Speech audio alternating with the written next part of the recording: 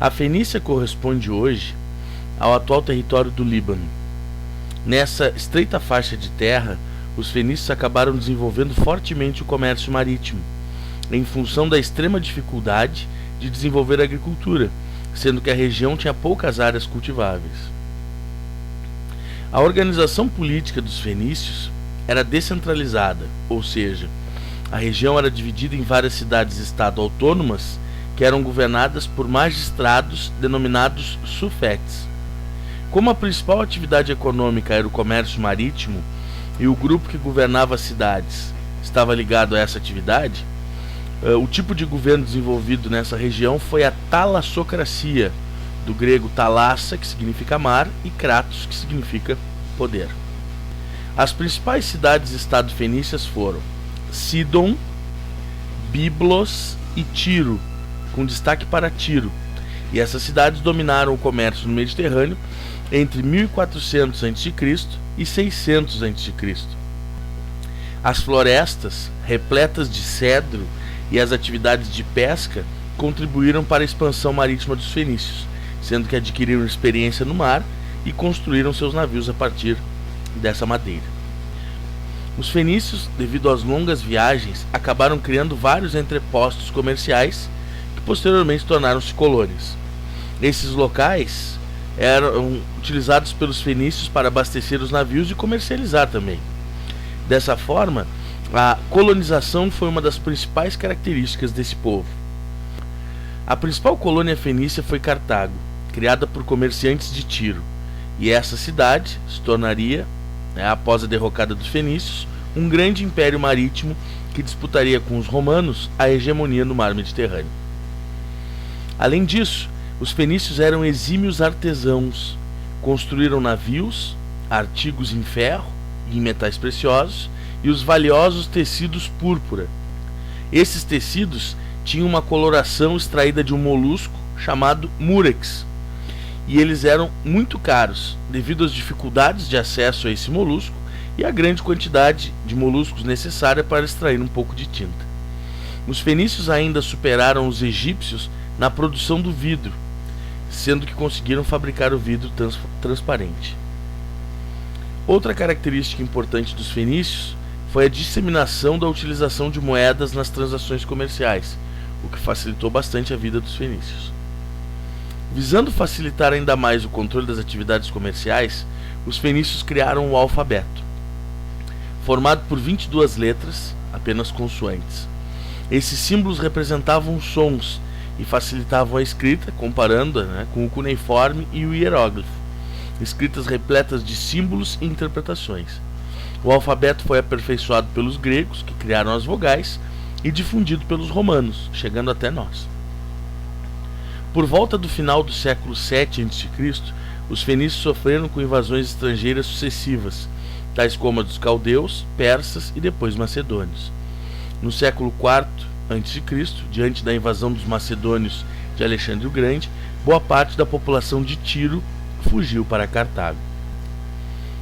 Os fenícios eram politeístas e acreditavam então em vários deuses. Contudo, eles denominavam seus deuses de Baal ou Bar, que significa Senhor.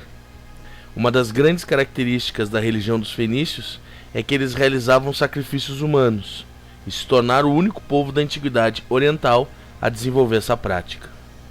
Hebreus. Originários da cidade suméria de Ur, na Mesopotâmia, por volta do início do segundo milênio a.C., os hebreus se destacaram por criarem a primeira religião monoteísta da antiguidade. O judaísmo seria a base para o desenvolvimento de outras religiões monoteístas no decorrer da história, como o cristianismo e o islamismo. O culto a Iavé, também chamado Javé ou Jeová, uniu os hebreus antes politeístas. O livro considerado sagrado para os hebreus é o Torá, que é o Antigo Testamento da Bíblia cristã, e é a base para o conhecimento da sua história. A primeira organização política dos hebreus foi o patriarcado. Abraão, considerado o primeiro patriarca, segundo o livro sagrado, orientações divinas, conduziu seu povo da Mesopotâmia para Canaã, a chamada Terra Prometida, atual Palestina. Durante a viagem, os hebreus desenvolveram o pastoreio nômade como atividade econômica.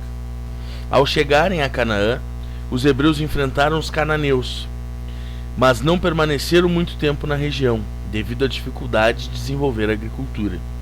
Liderados por Jacó, os hebreus migraram para o Egito, chegando nessa região na época da dominação dos Hicsos. Após a expulsão dos Hicsos, os egípcios escravizaram os hebreus, que permaneceram no Egito, entre o período de escravidão e o período anterior, por cerca de 4 séculos. Liderados por Moisés, o último patriarca, os hebreus fugiram do Egito em um episódio denominado Êxodo. Segundo a Bíblia, eles levaram cerca de 40 anos entre o Egito e a Palestina. Durante essa viagem, Moisés teria criado os 10 mandamentos e algumas leis sociais.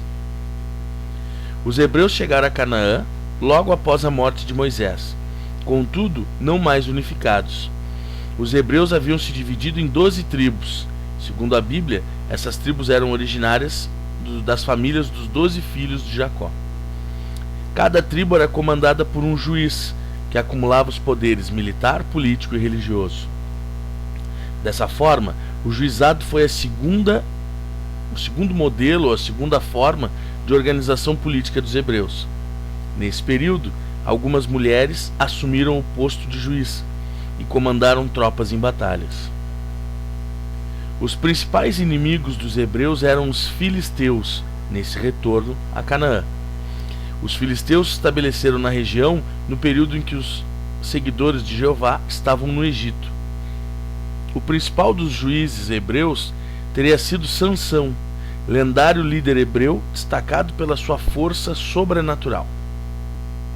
Os hebreus perceberam que unidos tinham muito mais força para enfrentar os filisteus.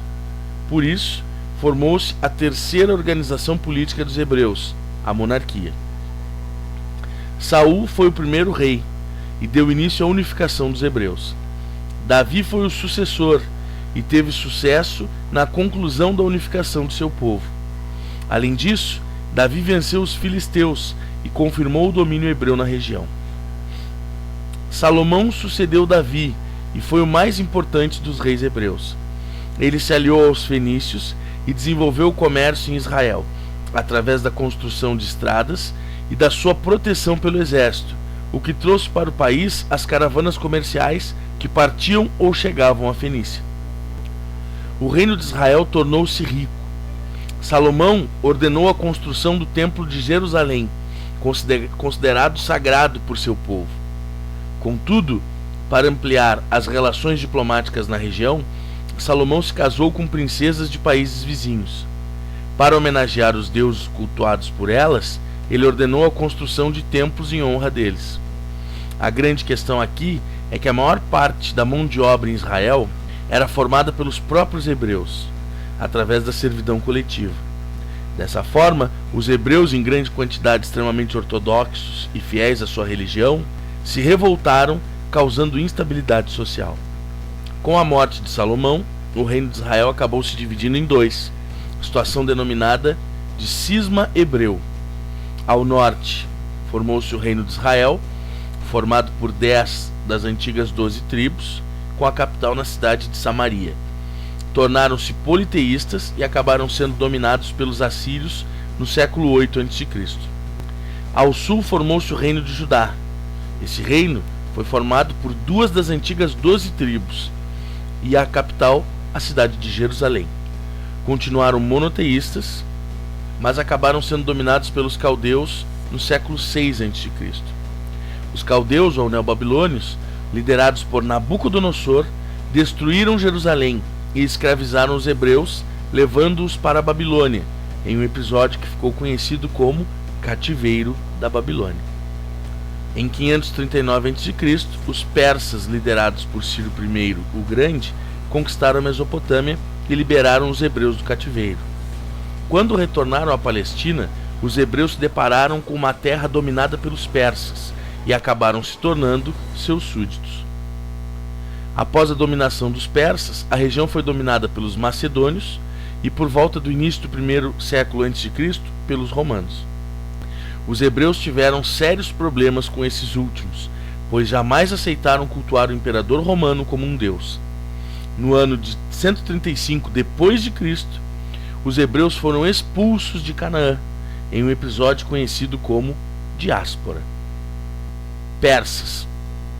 Dominados por um povo chamado Medo, até o século VI a.C., haviam se identificado como um povo unificado a partir da difusão do zoroastrismo, religião dos persas.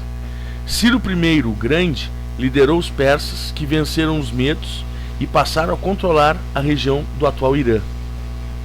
Liderados por ele, os persas conquistaram a Mesopotâmia, a Síria, a Palestina, a Fenícia, a Ásia Menor, que naquela época ficava nessa região o reino da Lídia, que era extremamente rico, e uma parte da Índia. Ciro era conhecido por respeitar a cultura e a religião dos povos dominados. Um exemplo disso é a libertação dos hebreus do cativeiro da Babilônia. Ciro I morreu em 529 a.C.